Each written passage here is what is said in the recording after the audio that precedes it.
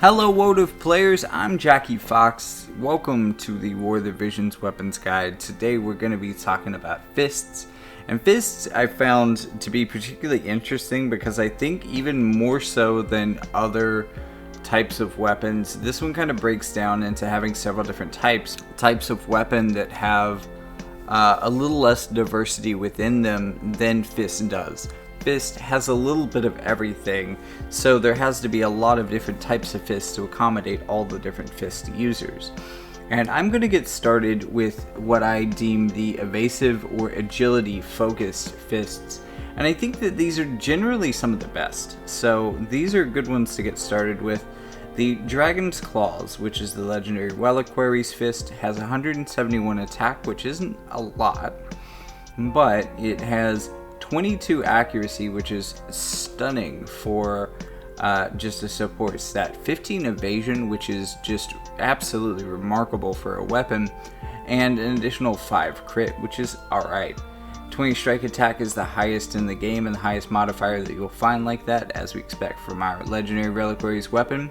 But you also get plus 10% physical and magical damage when your HP is below 50%, so units that can survive at low HP effectively pretty much get a little built-in damage boost from this across the board. Reaction block rate of 30 is always helpful, and Dragon Killer 30 is just kind of here for flavor. It's not really adding very much to the fists, but it's also not taking anything away, and in the matchups where it's relevant, it is helpful. Thank you, Dragon Killer 30. You're not much, but you're there. So next up is going to be, I would say, the Martialist Fist Guards. I'm looking at the +6 version, which is not currently available, but looking forward to that, it has 209 attack, 5 accuracy, 5 critical, and, well, let's be honest, it has a lot of passives that are unique to Uriel, and it's quite a good weapon on her. Uriel is a good unit, and a good unit to get a signature weapon, all of that. Really great if you have her, but if you don't have her, the +6 form has strike attack 15, which is okay, but when your HP is above 80%, so at the beginning of the fight, you get agility plus 10%. Again, any way that you can boost your agility, especially an agility booster that is generally applicable, that is pretty helpful. Unfortunately, this doesn't exist for the Martialist Fist Guards +5 at all, so we'll have to wait for the +6 for those to be that cool. What we do have right now is the Cat's Claws +6. Those have 164 attack on them, which is not a lot, but 6 agility, I believe, is about the highest you're going to see on a weapon. 7 evasion is also quite a lot to see on a weapon, but not a huge number. With the agility, though, it does help make these good evasion gear. You also get -2 critical, which isn't a lot. It is notable that instead of being moderately positive, it is actually negative, but oh well. On top of that, you get strike attack 15 and critical evasion of 15, just adding into that general evasion vibe. This is probably the best all-around evasion fists, and, you know, just a helpful fist if you want speed. For tanky characters, I feel like there's only really one good option. So whether you are Snow or you are Alphonse, you're probably going to want to run the Tiger Claws. This has 205 attack in its +6 form, 5 accuracy, 5 critical is okay, 15 strike attack, and then AoE resistance of 10 for 4 turns is the bonus effect here, and that's going to make people quite resilient and help them build their resilience higher. If you're going for accuracy, there was a time when I would definitely recommend building the lightweight steel fists. They would have anywhere from 166 to 316 attack with a full attack rune set, since they are a TMR. 8 accuracy is not bad as on their stats, and that can go higher because of trust runes, but also 6 critical is just a good place to start, and then add on to that 20 accuracy. Gives these a base of 28 accuracy, which is still better than the Dragon's Claws, which while they are, I would say, generally the better piece of equipment, it's good to not have to use a TMR slot on a weapon, etc., etc. These do have slightly better stats at 28 as opposed to 22, so maybe in some cases of hunting evasion, if that's what you're doing with your strike units, you may prefer the lightweight steel fists.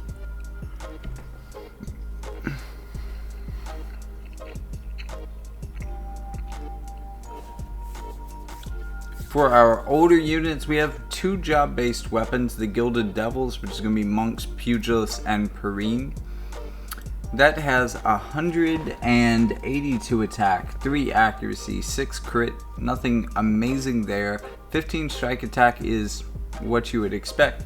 And then if you meet the job qualifications, 15 critical hit rate, and 50% debuff resistance if your HP is above 70%. This is a quite powerful form of the debuff resistance effect, and this can make it quite easy to stack that all the way to 100 for a strike unit, especially if it's Perrine. And then for Monks, Pugilists, and Alaya the Alabaster, we have the new Radiant Dragon Horns just released this week. 174 attack, 4 accuracy, 5 critical, strike attack 15 is the basic. And then if you meet the job qualifications, this is going to be the strike resistance penetration 20 gear. Finally, we're getting strike attack resistance penetration gear. This was kind of the weapon that was missing that type of stuff, but it was also irrelevant. It wouldn't have had a use until, well, I mean, even I think for the most part it doesn't even have a huge use in War of the Visions as it stands right now. It's going to be more in a month when we're getting Soul, when we're finally getting people who have the ability to build really high strike resistances, that we're going to start to worry about penetrating that. And that's when this type of weapon is really going to come in handy for a lot of older units, and of course Alaya the Alabaster. Even though I think, like, because of that, this weapon's time hasn't come yet. It's definitely something you farm, you pick this up, you get this now, you build this out if you're a strike player, but you hold on to it because it's probably going to be better later on after Soul is released versus teams like that than it will be generally, and then it will be compared to things like the Dragon's Claws or the Cat Claws or the Tiger Claws, any of the other claws really.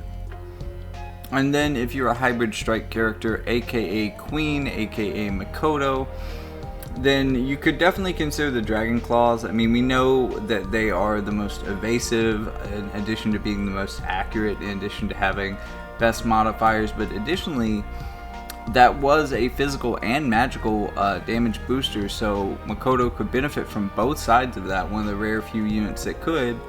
But also, you know, this is a 133 magic stat, which isn't the highest, especially compared to Makoto's signature weapon, or not signature weapon because she doesn't really get any special bonuses off of it, but the one that was very much designed for her, and that's the Brass Knuckles. That's sporting 182 attack and magic in its +5 form, and maybe it'll do even better in its +6 if we ever see that collaboration again.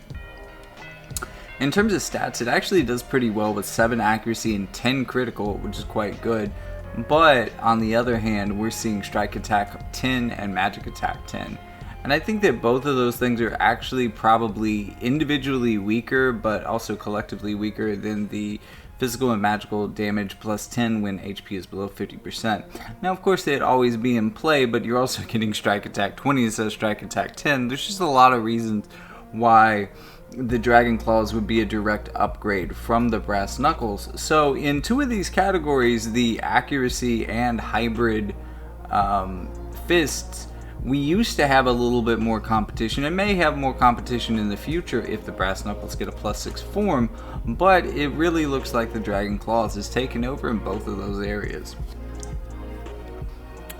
So what's the best fist? I mean, there's a really strong case to be made for the Dragon's Claws being kind of the all-rounders, but at the same time, when you can get 6 agility on a fist, I mean, in a lot of cases, that is going to be the best option for you as well. But then again, if you're a tank, then all of this probably doesn't matter in favor of the cat's claws. So really, it depends on who you are. Which strike unit are you? Because fists can get really particular depending on who you're trying to equip, because there are a variety of flavors of fist units out there. Anyways, if this demystified some of wotv's... So if this did you the favor of demystifying some of wotv's most mystifying equipment, be sure to like and subscribe. Also, look down into that description to see a link that will lead you to all corners of the Jackie Fox Media Empire. Videos, podcasts, even books. Just got done editing one, working on editing another one so I can write the third part of that trilogy, hopefully before the end of the year. That would be pretty cool. I like where it's going, and I would love to get it done this year, but I don't know, man. There's so much else to do. And hey, I spend a lot of time covering this wotv stuff for you, so show me some appreciation. There are some ways to donate to the channel down there in the description, because this time I could be editing my book, I guess. So if you appreciate me taking my time to help you out, you know, show me that appreciation. If you don't have any money to throw at it, hey, you could always leave a comment. That helps the channel as well. Let people know what you thought of the video, or ask a question, and it'll show up in a viewer commentary video here in the future. But no matter what you do, keep staying awesome, and I'll see you in the next one.